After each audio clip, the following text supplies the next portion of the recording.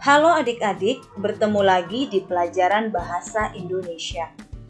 Pada materi kali ini, kita akan membahas tentang teks resensi di kelas 11. Setelah membaca buku ataupun karya-karya, kita hampir selalu tergoda untuk mengomentarinya, seperti kata bagus, seru, lucu, mengasihkan, ataupun ungkapan-ungkapan sejenisnya.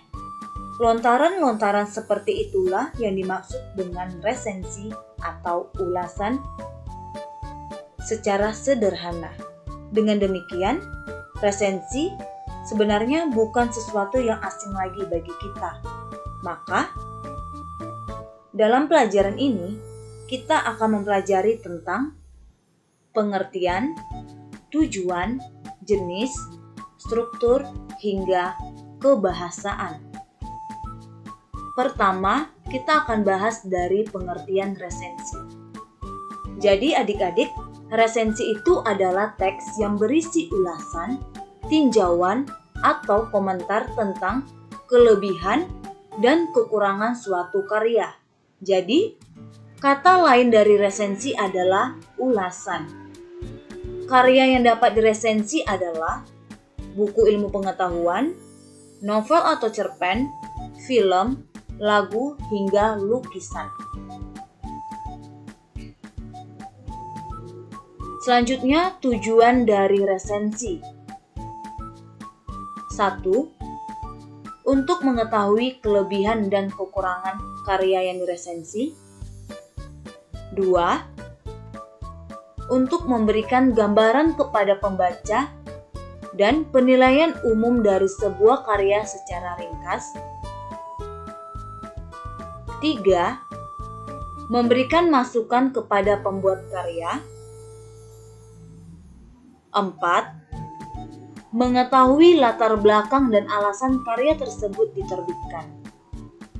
Dan yang kelima, menguji kualitas karya dan membandingkan dengan karya lainnya. Lalu, jenis-jenis resensi yaitu ada 3. 1. Resensi deskriptif, yaitu resensi yang membahas secara detail pada tiap bagian suatu karya. 2. Resensi informatif, yaitu resensi yang disampaikan dengan singkat dan umum dari keseluruhan isi karya. 3. Resensi kritis, yaitu resensi yang mengulas detail karya menggunakan metodologi ilmu pengetahuan tertentu. Isi dari resensi kritis biasanya objektif dan kritis dalam menilai isi karya. Kemudian kita akan membahas struktur yang terdapat pada resensi. 1. Judul. 2. Identitas. 3. Pendahuluan. 4. Sinopsis. 5. Inti atau isi. Dan yang keenam, penutup. Mari kita bahas satu persatu struktur berikut ini. 1. Judul. Judul resensi harus menarik bagi pembaca. Dan judul resensi tentunya berbeda dengan judul karya yang diulas. Contohnya, pada non-fiksi, judul karyanya itu memahami aneurisme otak anak. Maka, judul resensi yang kita berikan agar menarik bagi pembaca adalah mendeteksi dini pecahnya pembuluh darah otak. Lalu kalau pada fiksi, judul karyanya adalah novel ayah, maka kita akan memberikan judul resensi yang menarik, yaitu narasi kehidupan manusia Beliko. Yang kedua, identitas. Identitas yaitu identitas karya yang kita resensi. Contohnya, identitas novel. Tentunya akan ada judulnya, pengarang, penerbit, cetakan, dan tebalnya. Jadi adik-adik ketika menulis identitas karya, maka kita harus menyesuaikan dengan karya apa yang kita resensi. Jika karya yang kita resensi adalah buku, maka tulis identitas buku selengkap-lengkapnya. Tetapi, jika karya yang kita resensi adalah film, maka tulis identitas film dengan selengkap-lengkapnya. Jadi kita harus menyesuaikan dengan karya apa yang kita resensi. Yang ketiga, pendahuluan, yaitu bagian yang memuat latar belakang pengarang, latar belakang karya, dan karya-karya yang dihasilkan olehnya.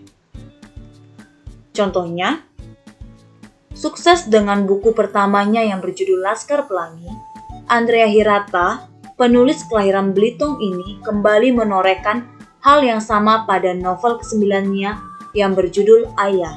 Novel yang diterbit pada tahun 2015 ini menarik banyak pembaca. Jadi pada pendahuluan ini kita memberikan latar belakang pengarangnya terlebih dahulu. 4.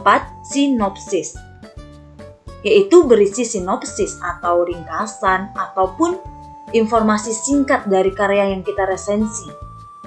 Contohnya, ketika kita meresensi novel, maka kita memberikan sinopsis tentang novel tersebut. Novel Ayah menceritakan tentang persahabatan antara 3 orang kawan, yakni Sabari, Ukun, dan Tamat. Persahabatan antar ketiganya telah cukup lama dimulai, sejak duduk di bangku sekolah dasar. Namun, ada satu hal yang membedakan di antara mereka, yakni cara mendekati wanita. Jadi kita memberikan sinopsis singkat tentang karya tersebut. Kelima, inti atau isi resensi. Tentunya, isinya tentang penilaian keunggulan dan kekurangan karya tersebut. Jadi, kita berikan keunggulan dan kekurangan karya tersebut. Apa sih keunggulan dari karya itu? Lalu, apa sih kekurangan dari karya tersebut? Yang terakhir, penutup atau dikenal juga dengan kata rekomendasi, yaitu bagian ini berisi kesimpulan atau tanggapan atau manfaat apa bagi pembaca atau rekomendasi penulis terhadap pembaca. Apakah karya tersebut layak untuk dibaca? Seperti itu. Jadi, penulis memberikan rekomendasi kepada pembacanya. Selain struktur, maka ada kebahasaan. Kebahasaan pada resensi yaitu 1. Konjungsi penerang, yaitu ada kata bahwa, yakni, yaitu. Kata-kata tersebut digunakan untuk menjelaskan bagian-bagian tertentu dari buku yang diresensi. Kedua, konjungsi temporal, seperti kata sejak, semenjak, kemudian, akhirnya, yaitu kata penghubung yang berkaitan dengan waktu. Ketiga, ada konjungsi penyebaban, yaitu ada kata karena, sebab, atau dikenal dengan konjungsi kausalitas. Dan yang keempat, pernyataan saran, yaitu rekomendasi yang kita berikan seperti kata harus, hendaknya, sebaiknya, dan jangan. Demikianlah materi tentang teks resensi. Semoga bermanfaat dan terima kasih.